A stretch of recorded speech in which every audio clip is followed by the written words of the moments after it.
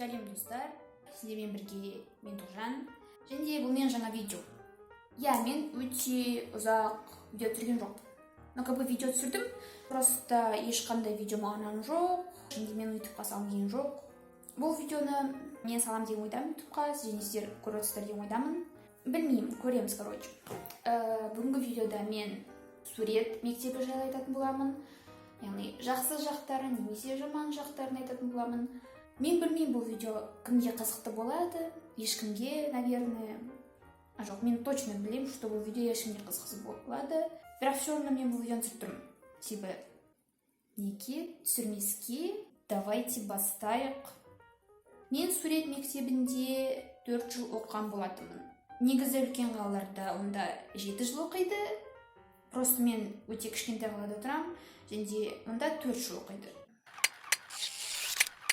Не айттым болады? Мен сурет мектебін 2 жыл бұрын бітірген болатынмын. Және онда 4 сабақ. Бірінші сол сурет, кескіндеме, композиция және мүсін сабақтары. Сурет сабағында біз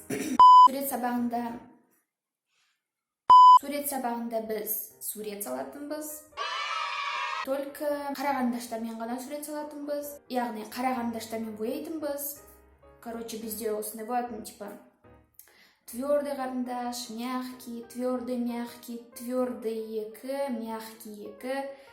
Сондай әртүрлі қарындаштар болатын, және сол қарындаштармен біз типа суретті штрихтайтынбыз. Ал кескіндеме сабағында біз тоже натюрморт салатынбыз, бірақ акварельмен бояйтынбыз ол суретті, немесе гуашьпен бояйтынбыз. Композиция сабағында біз әртүрлі картиналар жасайтынбыз. Бұл менің ең сүйікті сабағым.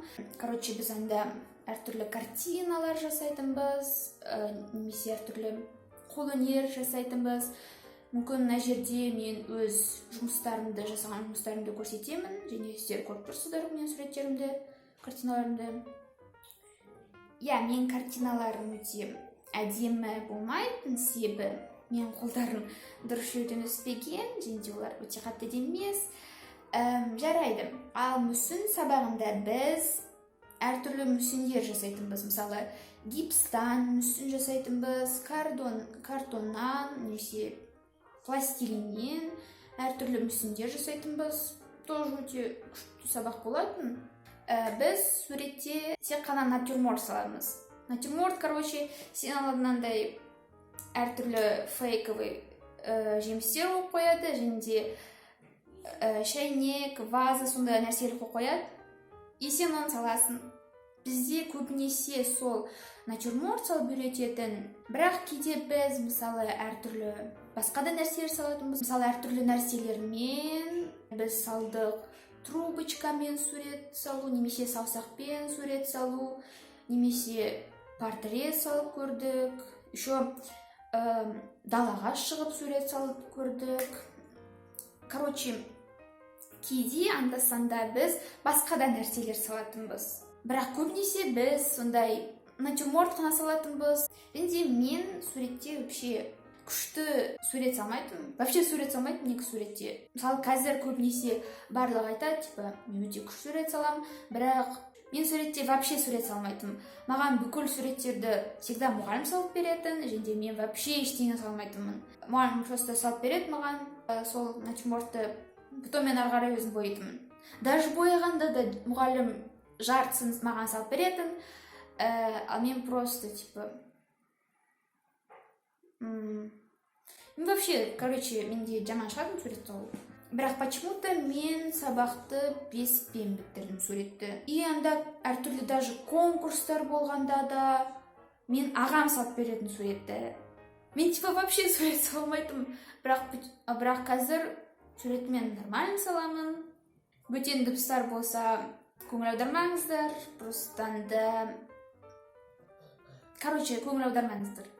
Енді бір қорытынды айта кетейін. Егер сіз мен суретке қатысам, суретке барам, және профессиональный сурет салам деп ойласаңыз, кішкентай қалада тұрып, өндеше жоқ. Сіз профессиональный сурет салып кетпейсіз. Но егер үлкен қалада тұрсаңыз, білмеймін мен. білмеймін қалай үлкен қалаларда үйретеді сурет салуға. Бірақ егер мен сияқты кішкентай қала тұрсаңыз, профессиональный да жоқ, үйретпейді сурет салуға. Егер сіз сурет мектебіне барғыңыз келсе, баруға болады.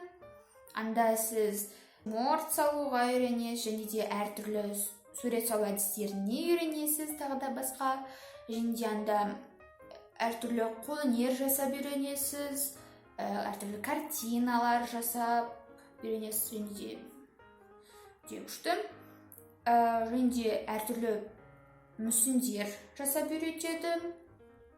Анда гипстан мысалы өте күшті тоже жасап үйретеді. Және болды. Мүмкін үлкен қалаларда жақсы одан әрі күшті, типа профессионал үйрететін шығар.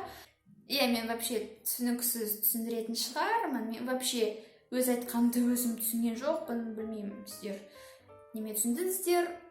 Мен өте қызықсыз айтамын. Мен вообще сөйлей алмаймын, негізі. Короче, мен айтып кеттім. Міне осымен видео аяқталды. Сіздер қандай да бір информация алдыңыздар деп ойдамын. Ұнасаңыздар да бұл видеоны аяғына дейін көргеніңізге көп рахмет. Сіздерге бұл видео ұнады деп ойдамын. Ендеше келесі кездескенше сау болыңыздар.